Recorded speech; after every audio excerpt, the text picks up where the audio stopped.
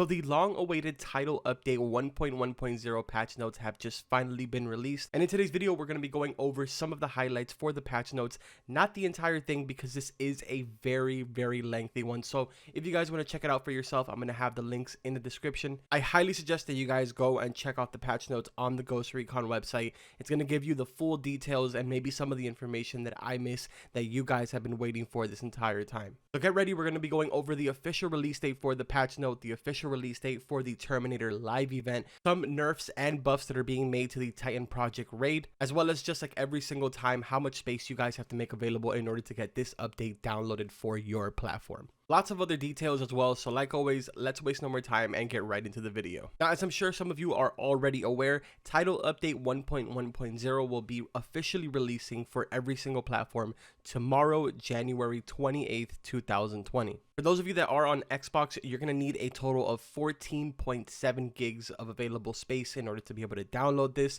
PlayStation players, you guys are going to have one for a 13.7 gig, and PC players on Uplay, or those of you that are on the Epic Game Store, you guys are looking at a 11.3 gigabyte update. Now, while tomorrow, January 28th, it will be the full release of the Title Update 1.1.0, we will have to wait until January 29th, being the day after tomorrow, in order to receive the Terminator Live Event. I'm honestly going to go out on a limb here and say that the Terminator update is already included within the title update. It's just not going to be unlocked until the 29th. Of course, this is just my prediction. We don't really have any information on this in the patch notes, but I figured I would go ahead and mention this since some of you will be asking me in the comments if this is the case, because I know that some of you do have struggle with internet speeds and stuff like that. So downloading a 14 gigabyte update and then having to download another one the 29th is just going to be ridiculous. But I mean, in my opinion, I think it's pretty safe to say that it's probably going to be included with this, but we will have to wait and see. Now, they went ahead and set up a patch highlights section.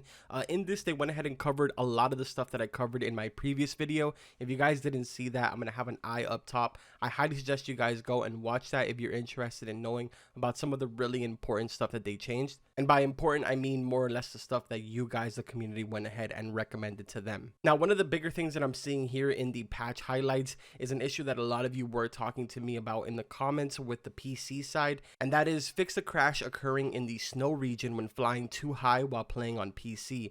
This was reported on the following graphics card: NVIDIA GTX 1080, GTX 980s, and several cards from the AMD line. I know a lot of you were actually mentioning this in my comments of the previous video, and you guys were saying that it was ridiculous that this wasn't mentioned. So I did want to go ahead and get started with this so you guys are more than aware that they have listened to you and this issue has been fixed with the following update that's coming tomorrow. Another thing that I did see mentioned a lot in the comments was base jump. So they have started improvements on the base jump mechanics. Obviously, they will be working on this a little more intense in future title updates, but apparently they have gone ahead and made a couple of changes to make it a little more responsive and stuff like that. Next, the adaptive magazine pouches on vests. So they have already made some of these changes on the previous title update, but it seems like they've done a lot more now. They went ahead and added assault rifle magazines, sniper rifles, shotgun, and grenade launchers. Now, unfortunately, they are still working on the remaining vests that they did mention in the previous title update patch notes, so just keep in mind that those still haven't been added. Now, moving into the next thing is going to be the Project Titan changes. Now, there has been some changes to the reward system.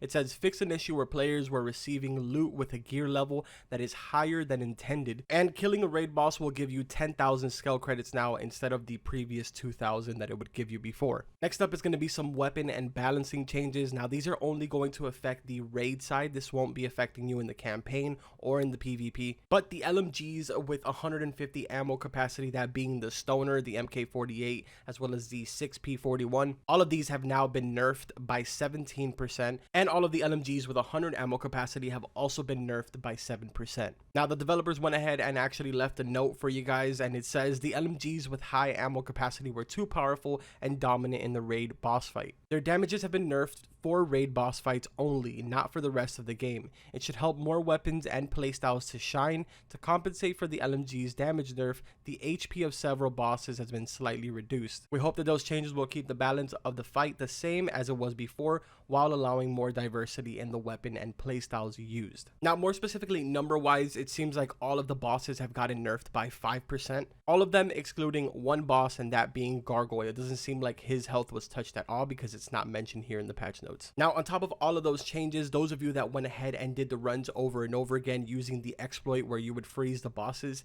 that is no longer going to be in the game. That has been fixed, where the boss will be completely frozen and you're just able to burn him out. I guess that would be considered more of a bug, not really an exploit, but I know that a lot of people were abusing it. Now, as if the Skull Quantum computer boss wasn't hard enough, it seems like a lot of changes were made to the fight itself. So the oxygen, which is the O2 button, will now start with a 70-second cooldown. On top of that, the delay between two gas events has been increased by 1 second, and the delay between the two wasp waves has been increased by 2 seconds. Also, as you guys know, in this fight, if you enter inside of the map room, it will automatically trigger the fight and get it started. But before, you were able to climb on the boxes that were located right outside the window, and you were able to get to the top where the buttons are without triggering the fight. Seems like that no longer is going to be the case. Once you jump on the boxes and make your way to the top, it will automatically trigger the fight to start now. But yeah, that pretty much does it for all the changes that they've done to the raid, at least. Of course, a couple of miscellaneous stuff was also mentioned, like being stuck within textures of the map, as well as some of you being kicked out of groups in the middle of raids. All of those issues have now also been fixed. Now, finally, we're going to be moving into PvP. There is a lot of changes that were mentioned here. I'm not going to go over every single one of them. A couple of things that were mentioned here is the medic class skill gauge now fills when allies down enemy players. Rebalancing changes have been made to the cooldown on the ping system, as it had become too long to be even useful. Mark level of weapons is now displayed correctly in enemies' player cards. Fix an issue where players won't have a crosshair in spectator mode if they die in water. And finally, fix an issue that prevented co-op squads from getting pulled into a PvP custom lobby if the host that is in PvP landing page switches tabs while squad voting is in progress. So like I said, a lot of fine little details were made. The list is a lot longer than everything that I just mentioned. So again, I highly recommend that you guys go into the description and check out the article for yourself. It's where you're going to be able to get the most amount of information. These videos are more or less just for me to let you guys know that the patch notes are here, and to provide you guys with a direct link, since I know not every single one of you are constantly on social media or are constantly chasing after the information. I say this because there is going to be that one person that comments in the comments that's going to be like, oh dude, you can just go on the website and read the patch notes. You don't have to make a video on this. Just keep in mind that a lot of people work, a lot of people have lives outside of the game, and they don't just sit on a website and wait for patch notes to come up. And I know it's crazy to believe, but you know, some people don't use social media either. I know it's crazy. But anyways, I hope that you guys enjoyed the video. If you did, make sure to drop a like on it, and don't forget to subscribe to the channel for all types of Ghost Recon content. Be looking forward to the 29th for the Terminator Live Event, because I will have a lot of content up on the channel. So don't forget to turn on those post notifications so that you don't miss any of my videos. But that's going to go ahead and pretty much do it for today. Like always, I will see you guys in the next one. Take care.